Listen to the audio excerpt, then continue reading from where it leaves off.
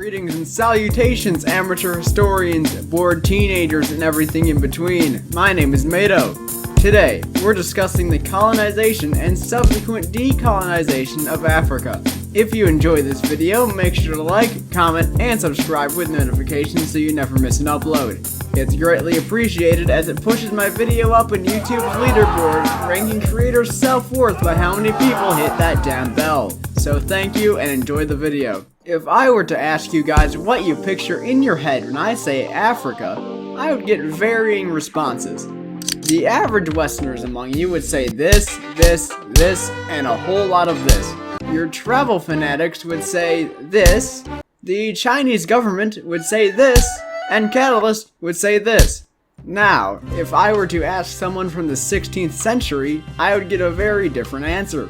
From the time of this guy to this guy, Africa was the equivalent of a 19th century factory, a 20th century slightly less dangerous factory, and a 21st century illegal offshore bank account in that it was the place to make money.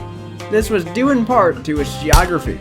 If you look at a map, you'll see Africa's cold, piercing eyes staring into your soul, because it's in the dead center. In a time when the best transportation method was either a car with legs, your feet, or a wooden pool noodle, this was important. Empires in Mali and Ghana had proximity to Europe, who, much like the person I see when I look in the mirror, needed money for the endless wars they were fighting. Wait, not that last part.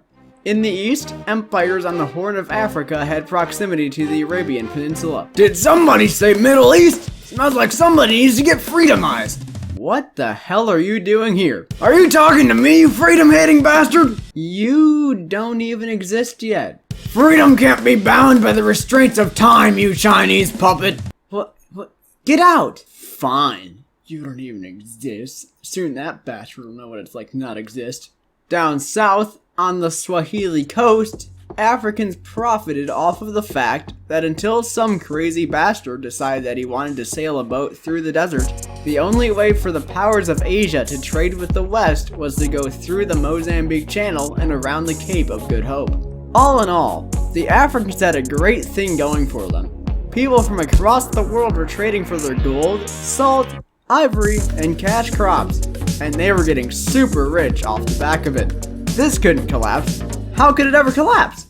Massive economies don't collapse. In 1492, Christopher Columbus sailed the ocean blue and became the first person in the history of the world to discover America. As long as you ignore the Vikings a few hundred years before that, and ancient humans a few hundred years before that.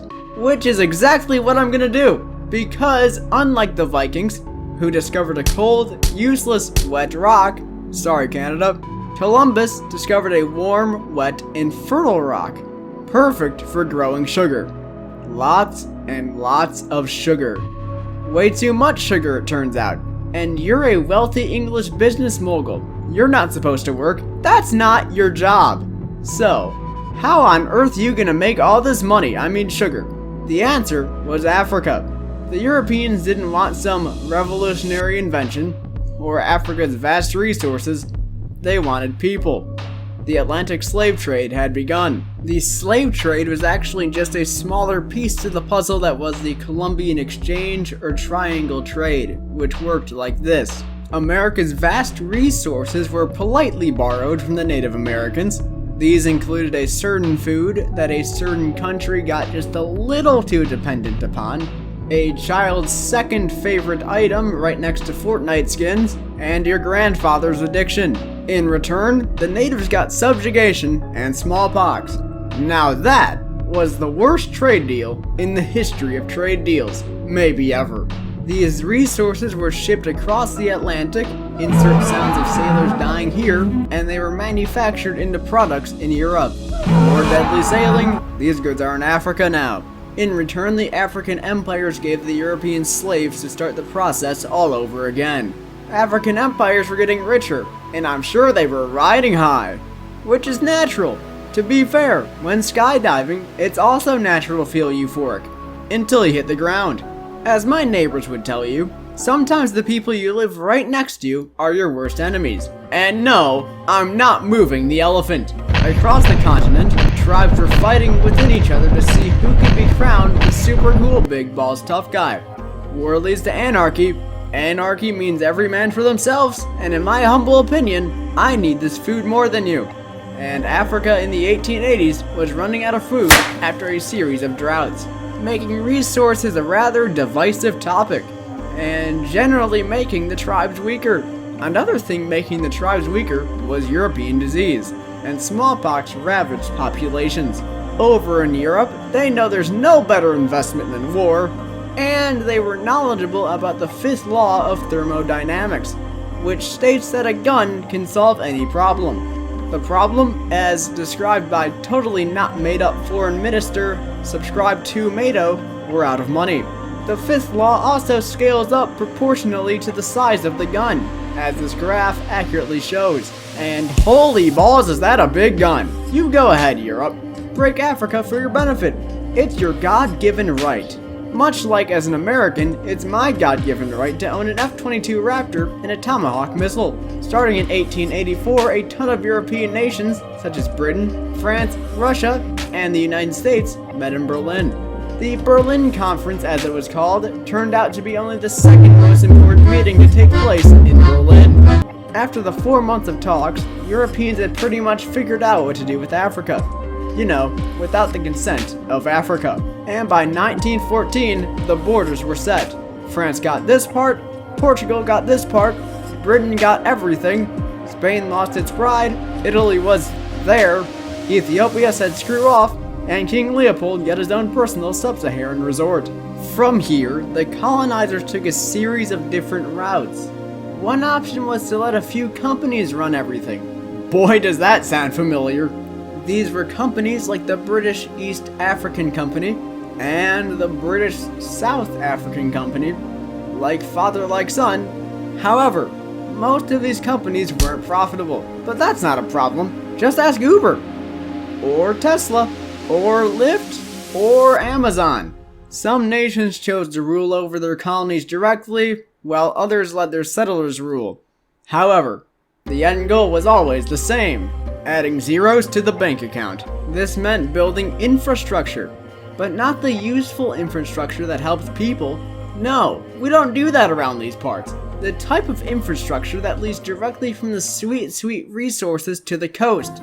This was one of the many problems that plagued the young nations after decolonization. As World War II came to a close and the latter half of the 20th century rolled in, the collapse of the once great European empires in Britain and France became not just a possibility, but inevitable.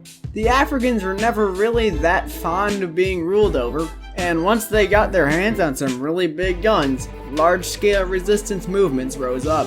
After defeating a man that wanted to take over the entire world, it seemed kind of hypocritical to own a fourth of the Earth's landmass. And when most of your country looks like this, spending money on overseas colonies isn't a very financially smart idea. Over the coming decades, they just kind of left. Good, because the African continent was independent. Bad, because sudden shifts in power are almost never good. This meant power grabs and civil war. And in this time period, civil war meant getting a knock on your door from the freedom salesman himself and your crazy neighbor from across the street. Speaking of which, this video is made possible by Mato History. Make sure to check out his new animated video on the Cold War, part 2 coming soon. Okay. So, Africa has become a Cold War zone, most of the population is rather uneducated, and the young countries were built for extraction rather than actual economic development. This couldn't go wrong! Africa is sure to be the story of the 21st century. It's the center of the world population boom, propelling us to a possibly unsustainable 11 billion human beings by the end of the century.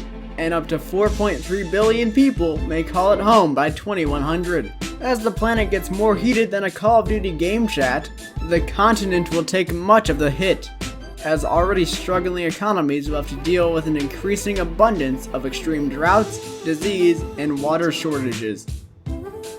Today, many African nations find themselves near the bottom of international rankings, notably the Human Development Index, which is based on health, education, life expectancy, and GDP per capita, among other factors. rocky shifts in power, corruption, and violence have made growth slow, and the effects of colonialism are still prevalent. But who knows what could happen in the coming years? I mean, just 20 years ago, you wouldn't have called China a major world power. Hey, who's that at my door? If you enjoyed this video, make sure to like, comment, and subscribe with notifications so you never miss an upload. I try to upload every Saturday, and you wouldn't want to miss out on that now, would you? I've been Mado, and I'll see you next week.